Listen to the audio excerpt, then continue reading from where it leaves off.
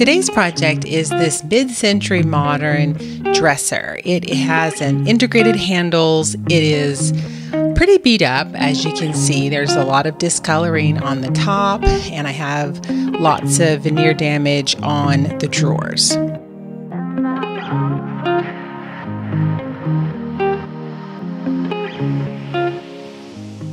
You can also see that I'm missing several of the drawer guides that I'll go ahead. I did have one. It was just not attached. So I actually only have to recreate one. But I do have some areas that need to be glued up. And as you can see, there's some damage on the sides of the drawers. This is actually a custom piece. So somebody reached out and they wanted this style of dresser for their nursery. And so I sourced this piece, and this is the nursery that we're matching, the Mural. And so the designer and the client picked out this beautiful green. This is Shamrock by Sherwin-Williams. Can you believe how deeply saturated this color is? I think it'll look beautiful with the Mural in the room though. So this needed a lot of cleaning, a lot of dust. You'd be amazed just how much dust collects, but I like to go through with a really thorough cleaning on top, bottom, pull everything out. Usually when I go to clean, I'll use a TSP or some type of a degreaser. I use microfiber rags, so I put one rag in. I will go ahead and clean an area, and then I do not put the rag back in.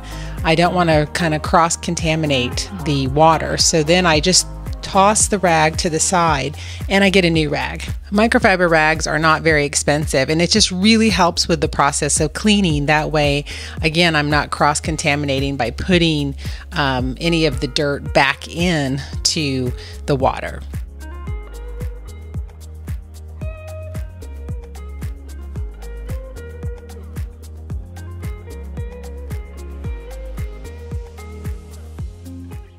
As you can see, I really take my time when I'm cleaning a piece. I like to do the back, the sides, the front. I'll even make sure I get underneath those center drawer guides just to make sure I get all of those little nooks and crannies and just make sure it's really clean for the client.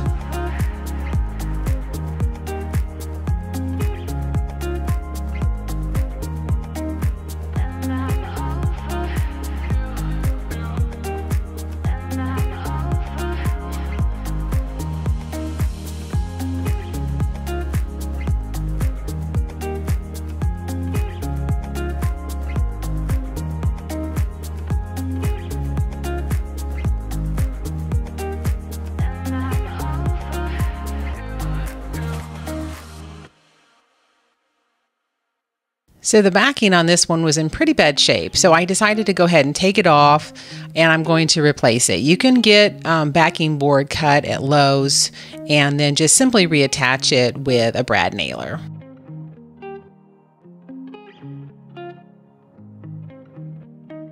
But by taking off the back, it kind of allows me to do even more cleaning just to get into those little areas that I couldn't access with the back on.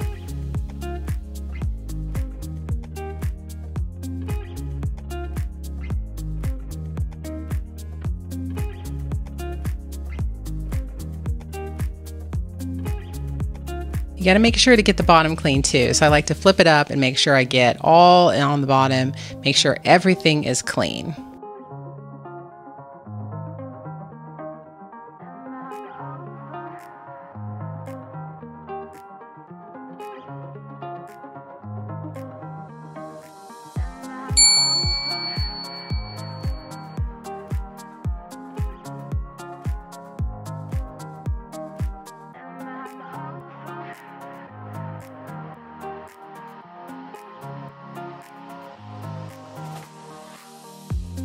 So once everything is clean, then I'm going to go in, and even though I'm painting this, I'm going to sand everything.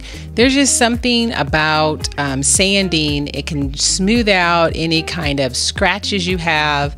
Maybe it's a shallow gouge, and sanding is a great way to just give you a nice fresh surface so that when you go to apply your primer and your paint, you have really good adhesion. And a piece that's old, sometimes you just don't know if there's maybe some contaminants on the surface. Maybe there's some grease that has gotten down into it. Sometimes you just don't know. So that's why sanding and then the cleaning with the degreaser is just a really great way to really prep your surface so that you can have the best paint job possible. For the drawers, even though I'm painting, I'm going to make sure I get a really good sand on those. So I'm sanding out any kind of scratch or any kind of gouges as much as I can. And then because I am painting it, I also like to sand, particularly to raw if possible, on the sides and the top, because when you are painting a piece, you are adding product to those sides, and I want to make sure that those drawers still can slide in and out with ease. So it helps if you're sanding something to raw, that way later on the drawers don't stick.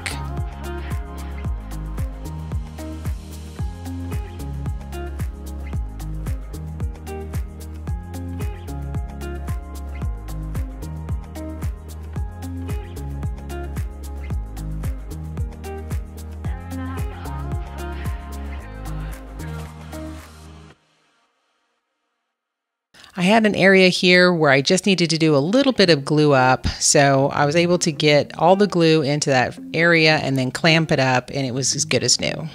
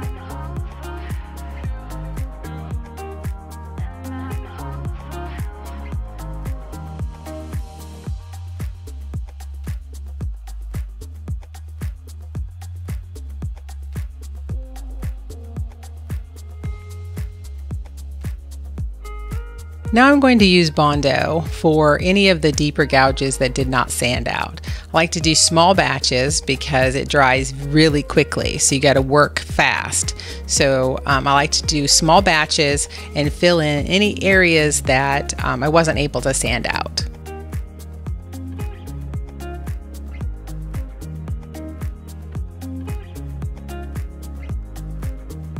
So you can see I had some areas on the corners that I needed to make sure they were a little cleaner. And so I like to use some painter's tape, and then I put the Bondo in, and then I use the tape just to kind of create a nice corner. And so Bondo is a little bit more of it's a stronger structural wood filler. It's not just like a normal wood filler that you need. It's more of a structural filler. So if you have an area like a corner or something that you need to recreate, the Bondo will really help you do that.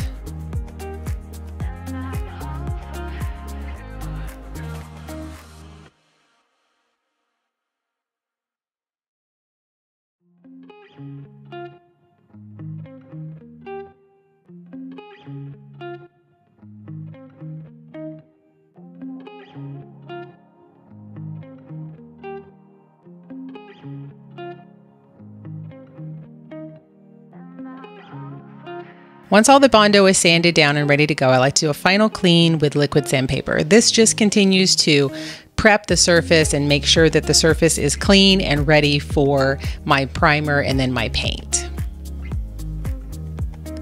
I'm using Ben Shellac primer in white. I like to strain my paint before I use it because sometimes just little bits can get in there just from the can being open. So I just put it through a disposable strainer. This is a little Critter spray gun. It has very few moving parts and it works really good for the shellac primer because it requires cleanup with either denatured alcohol or ammonia. So the less moving parts in my spray gun, the better. And it actually puts down a really good spray. I have a nice little setup for my spray booth. I have drop cloths attached to the ceiling, and then I put drop cloths down. I can roll my things in, and then I have a piece of plastic that just divides my garage. That kind of keeps out any debris that might be in the air. And then I make sure, because I am using a solvent base, make sure I use my respirator, and then I'll be ready to go. This little critter attaches to a small air compressor, and you can just simply attach it in and you are good to go.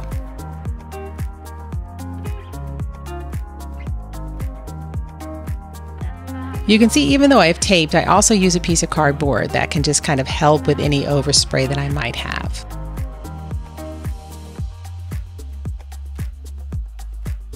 I'll do 2 coats of primer, make sure I sand between coats, and then I'll go on to my paint.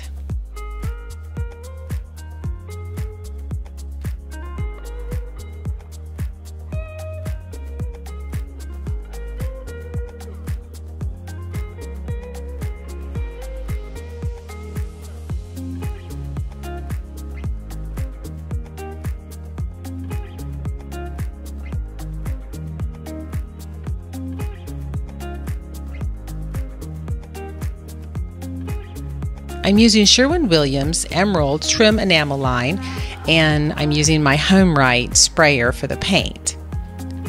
This is a very saturated color, so as you can see, even after the first coat, it's very patchy. So don't be scared. First coats are always kind of scary, but with these deeply saturated colors, I like to do several thin coats. It just takes time to build up that finish.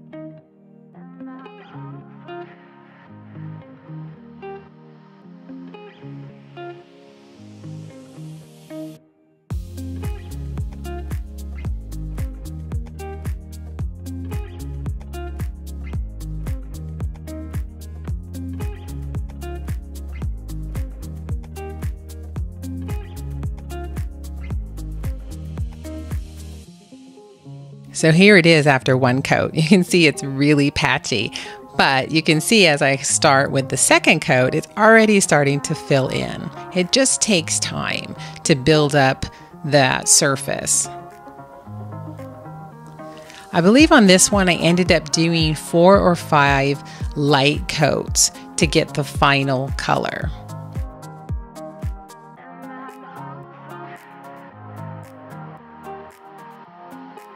I ended up using a paintbrush on the edges. Obviously it goes on a little bit thicker because it's paint, but you can see it's still kind of patchy, so it required probably 3 coats to be able to get all of the little edges.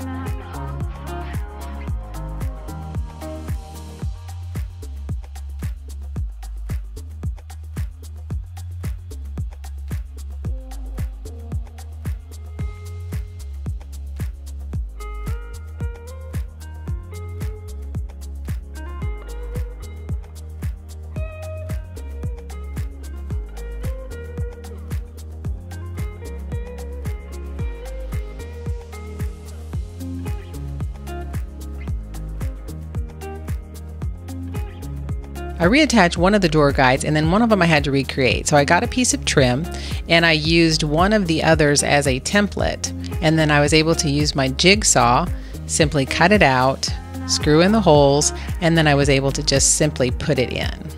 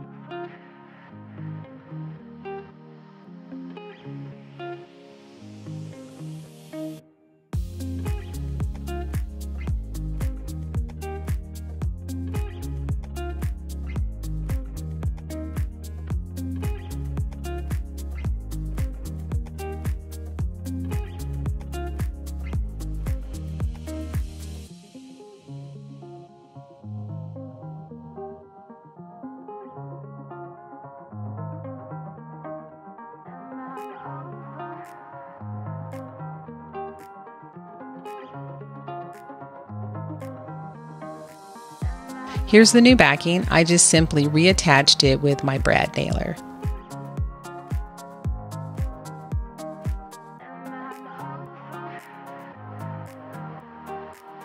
As a final touch, I like to make sure all of the drawers are clean, sanded down, and then I went ahead and went in with a faux grass cloth and I lined all of the drawers.